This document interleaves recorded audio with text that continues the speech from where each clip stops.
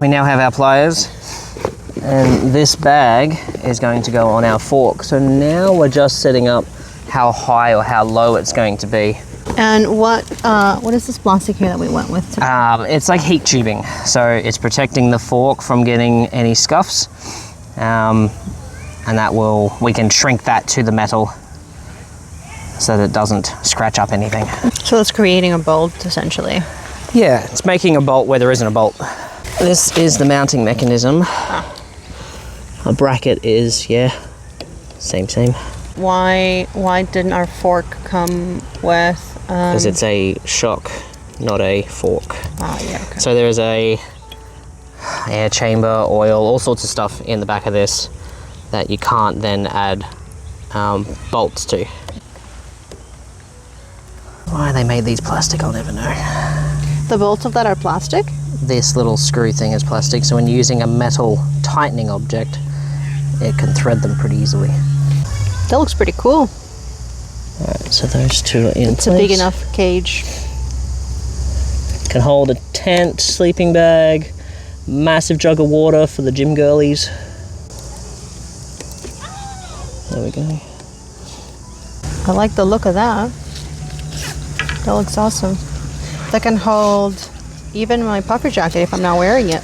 Correct. We'll play with the straps when it comes to time, but they can go in 3 different positions and we've got 2 of them. Nothing against Merida, but we found the OG Norco top cap, so we're going to put that back on. Rightfully so, it is a Norco bike after all. Though we do like Merida. It's a star nut that compresses the fork into the bike. I've got a Norco dual suspension, Merida hardtail, Merida road bike. Unfortunately, Norco don't make a road bike, but the Merida bike is actually quite good. Norco right where it should be. So the metal is covered by some heat tubey, and then what we figured out on the last one is when you put this little tab in, if you tighten the screw too much, it can go through to the fork. Now we didn't scratch the other fork. I preemptively figured this out, but that just gives you another buffer between the tab and the fork. Yeah. So that little bad boy goes all the way down there, and then you fold over.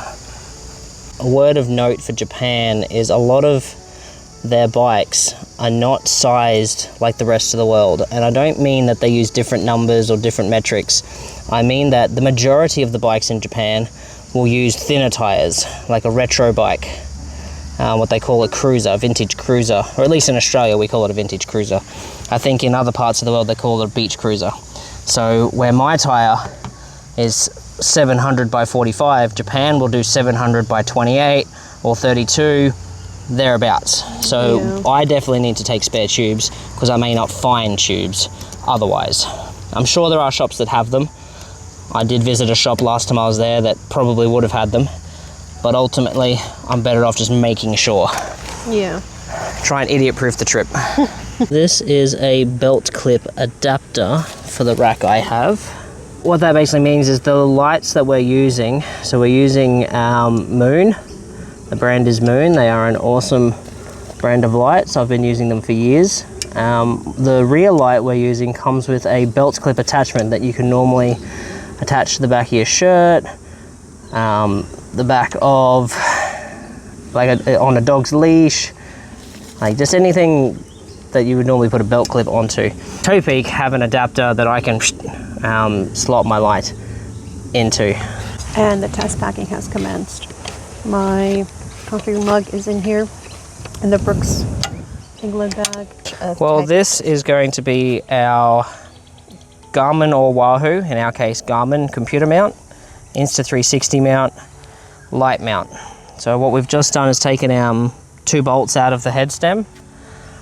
Just for anyone who is doing this at home, don't just take 2 out. If you've tightened this up and this is all good, don't just take 2 out, because then you're going to widen your threads. Undo all 4. So these bottom 2 are also loose at the moment. In the box were 2 different spaces because your stems are not flat. You've got a super long one, which we don't need, and we've got a short one that we do need. So we've loosely put one in, drop your spacer in, feed your bolt through the other side, find the spacer, find the thread, and tighten away.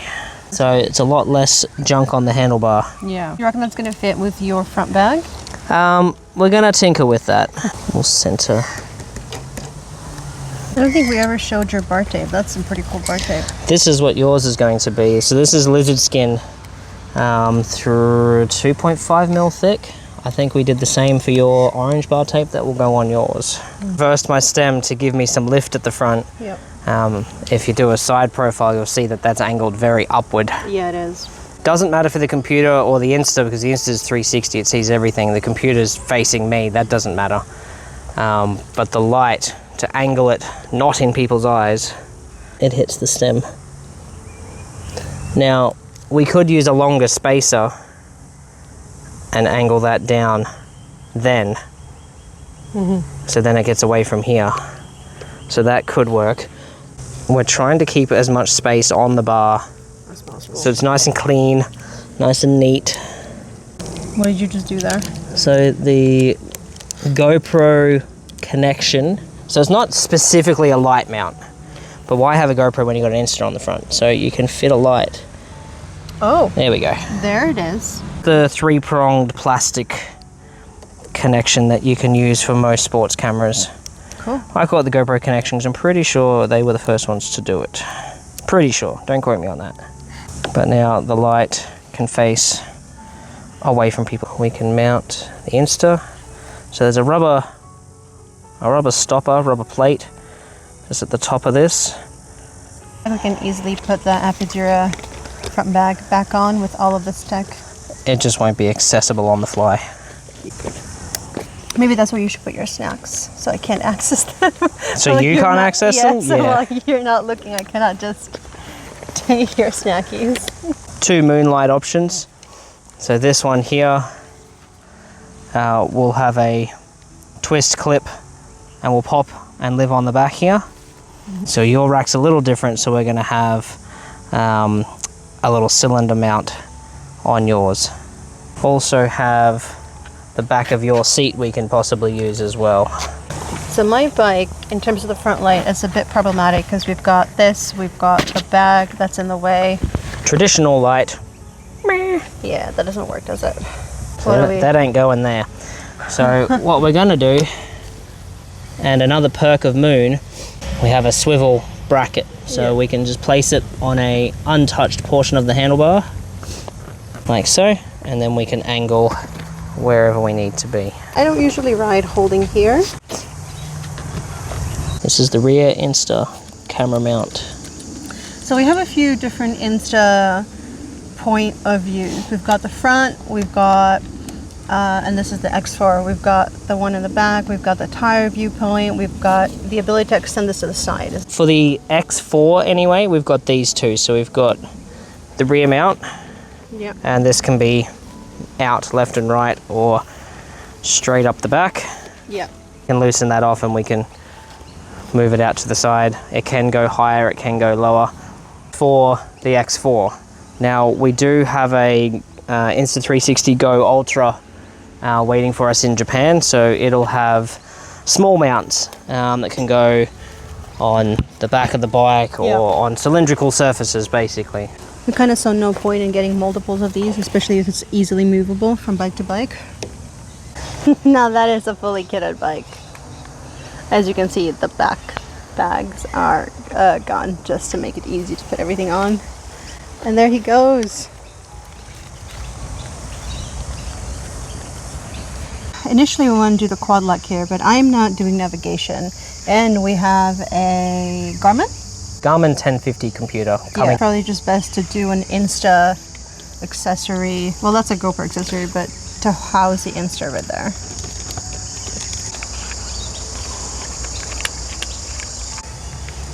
Wow, that looks nice. That's an Insta 360 mount. That's the quad lock phone holder, and this is my coffee pouch in here, and the front bag. Just to show everyone how we did it, this is a road bike out front mount. So that would normally be there, phone would normally be out here. We've done it backwards, so it's not on the stem. Phone only comes and goes one way, but she fits perfectly. Still could access and coffee. a quad lock case, of course. Quad lock, well, yes. I love the setup. This is an awesome setup. We've got to rip all the bar tape off and put the new stuff on, so all this has to come back off, and you're going to have a dropper post that I need to run an extra cable down the bike and up. Yeah. Yeah, it's not something I would want to attempt on my own and break something. And also the bar tape has to be done after the dropper post. Yeah, run the cable so we can include all the cables under the tape. Yeah. That, in a nutshell, is our tech.